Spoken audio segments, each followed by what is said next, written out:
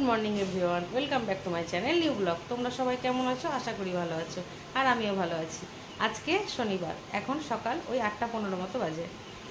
তো কালকে নীলের উপোস করেছিলাম, আজকে শরীরটা খুব একটা ভালো করছিল না, তবুও ঘুম থেকে সকাল সকালে উঠতে হলো, কারণ আমার গোপুসোনা আছে। গোপুসোনাকে আমাকে সকাল সকাল ঘুম থেকে উঠাতে হবে, তাই তাড়াতাড়ি উঠলাম। গোপুসোনাকে উঠালাম, আমার ছেলেকে উঠালাম।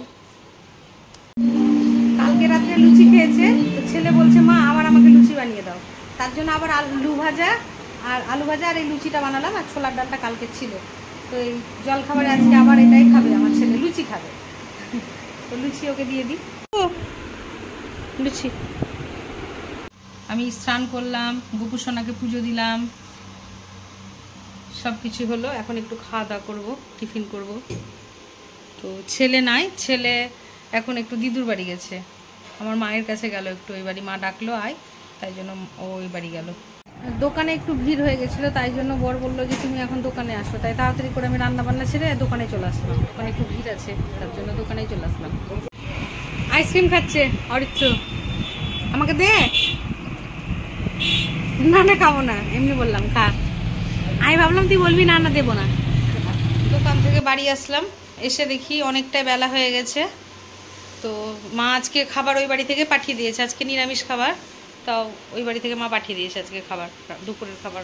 দোকান থেকে বাড়ি আসলাম, অনেকটাই দেরি হয়ে গেছে। আজকে দুপুরে আমার আর রান্না করা হয়নি, যেহেতু দোকানে চলে গেছিলাম। তো মা ওই বাড়ি থেকে আজকে খাবার পাঠিয়ে দিয়েছে। মা আজকে ওই বাড়ি থেকে তরকারি দিয়েছে, শাক দিয়েছে, ছুটি পোস্ত, আলু পটল তরকারি আর কলাইয়ের ডাল। আমি এটা বাটিতে ঢেলে দিয়েছি, ওকে খেতে বসেছে। আলু ভাজা, পাঁপড় ভাজা। আমি শুধু ভাতটা রান্না করেছি। দোকান থেকে এসে আমি খালি গরম গরম ভাতটা রান্না করলাম, আর মা সব তরকারি দিয়ে দিয়েছে। আজকে শনিবার, তো সব কিছু নিরামিষ। এইমাত্র খাওয়া দাওয়া হলো, মার হাতের রান্না খেলাম, আজকে ভালোই লাগলো। আমি শুধু ভাতটা করেছিলাম, গরম গরম ভাত, আর মা সমস্ত কিছু পাঠিয়ে দিয়েছিল ওই বাড়ি থেকে। কাছে বাবার বাড়ি থাকলে এটাই সুবিধা। এই যে আবার পাকা বুড়ি চলে এসছে আমার ভাগ্নি, ও আজকে চলে এসছে আবার। কেমন লাগছে মামার বাড়িতে বলো? লজ্জা পাচ্ছে ও। এখন বিকেল 5:30 মতো বাজে। একটু দুপুরবেলা একটু ঘুমিয়েছিলাম, ঘুম থেকে উঠে দেখলাম চারিদিক একদম কালো হয়ে অন্ধকার হয়ে গেল, ছিটে ফোটা বৃষ্টিও পড়ছিল।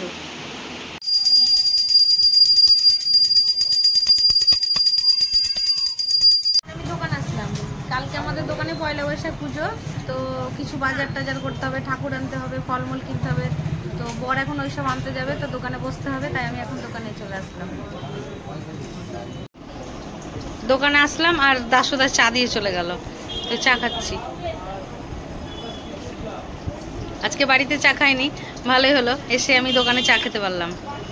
নিয়ে চলে আসলা? হ্যাঁ। ঠাকুর কই? এই যে ঠাকুর বড় আছে এর মধ্যে। ছোট ঠাকুর নাকি? ছোট নিলাম, সিংহাসন ছোট যে। ও আচ্ছা।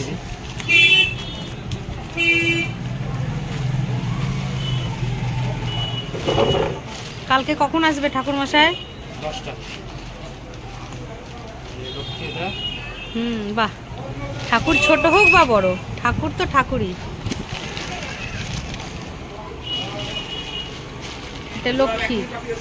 আমি লাগিয়ে দিয়েছি, সেকার যাবো না, জল বাটলো খেলছে না। আর গণেশ? এই যে গণেশটা দেখাচ্ছি, কি বলে গেল রে? না এখন করবি নাকি কিছু?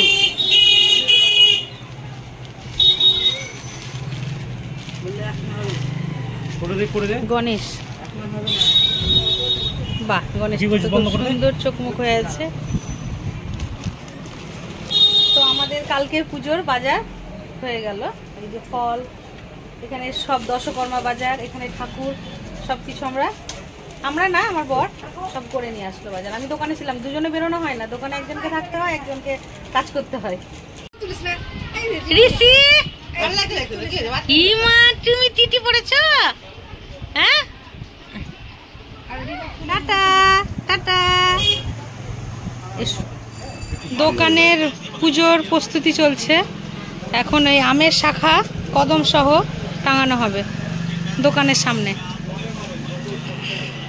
চলে আসলাম, এই ফলগুলো আমি সকালবেলায় কেটে তারপর দোকানে নিয়ে যাব পুজোর জন্য। দোকানে একটু কাটতে অসুবিধা হবে বলে আমি ফলটা বাড়ি নিয়ে আসলাম। খাওয়া দাওয়া হলো, এখন বাজে 11টা মতো। তো আজকের ব্লগটা এতটা অবধি রাখছি। আমার ব্লগটা যদি তোমাদের ভালো লেগে থাকে তবে like, comment, share and subscribe করতে ভুলো না। দেখা হচ্ছে নেক্সট ব্লগে। Good night.